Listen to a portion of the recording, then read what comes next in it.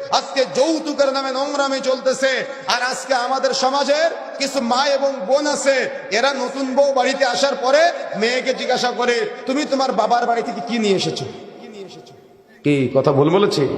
বড় বউ শ্বশুর বাপের বাড়ি থেকে মোটরসাইকেল নিয়ে এসেছে, ছোট বউ বাপের বাড়ি থেকে 3 বিঘা জমি নিয়ে এসেছে, আর মেজ বউ তার বাবা গরিব, সে কিছুই আনতে পারে নাই।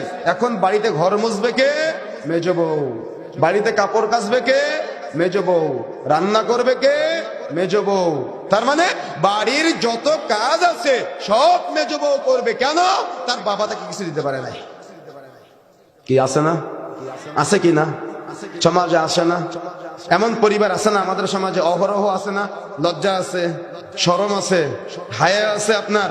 এই জন্য যুবক ভাইরা বলে যায়, যদি আপনার সামর্থ্য না হয় তো বিয়ে করবেন না, তারপরও শ্বশুরের কাছ থেকে যৌতুক নেবেন না।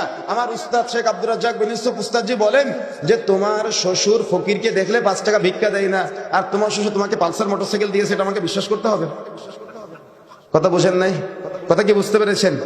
আপনাদের এলাকায় আছে কি আমি জানি না, তবে উত্তরবঙ্গে প্রত্যেকটা বিয়েতে যেমন মোহর বা কাবিন চাপানো হয়, সেম একইভাবে মেয়ের বাবার উপরে যৌতুকের ভার চাপানো হয়।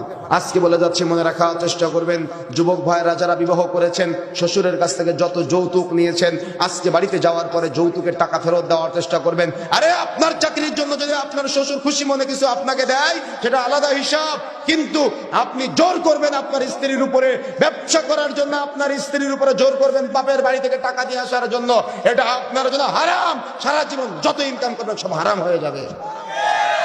এই জন্য সতর্ক হতে হবে, সাবধান হতে হবে। যৌতুকের টাকা আজই ফেরত দেওয়ার চেষ্টা করবেন, শ্বশুরের কাছে ক্ষমা চাওয়ার চেষ্টা করবেন, স্ত্রীর কাছে ক্ষমা চাওয়ার চেষ্টা করবেন। ইসলাম আপনার স্ত্রীকে যেন তেন মানুষ বানায় নেয়। ইসলাম আপনার স্ত্রীকে বলেছে, আর দুনিয়া কুল্লুহা মাতা, গোটা পৃথিবীটা হলো সম্পদ, অখাইরু মাতাঈদ দুনিয়া, এই গোটা পৃথিবীর টাকা পয়সা জমি জায়গা বাড়ি গাড়ি যা কিছুকে আপনি সম্পদ মনে করেন না কেন, সব কিছুর চেয়ে শ্রেষ্ঠ সম্পদ হলো আল মারআতুস সালিহা, সতী এবং সাধবী স্ত্রী। বিয়ের সময় সতী এবং সাধবী স্ত্রী যদি আপনি আপনার বাড়িতে নিয়ে আসতে পারেন, আপনার পরিবার হবে সুখের, আপনার পরিবার হবে শান্তির। যদি আপনার স্ত্রী একজন দিনদার হয়, তাহলে দেবর তার সামনে যাওয়া থেকে বিরত থাকবে। কেন? সে জানবে আমার ভাবি গায়রত সম্পূর্ণ। আর যদি আপনার বাড়িতে আপনি খান্নাস নিয়ে আসেন, তাহলে সে আপনার বন্ধুদের সাথে খোঁজ গল্প করবে। কথা বুঝেন নাই?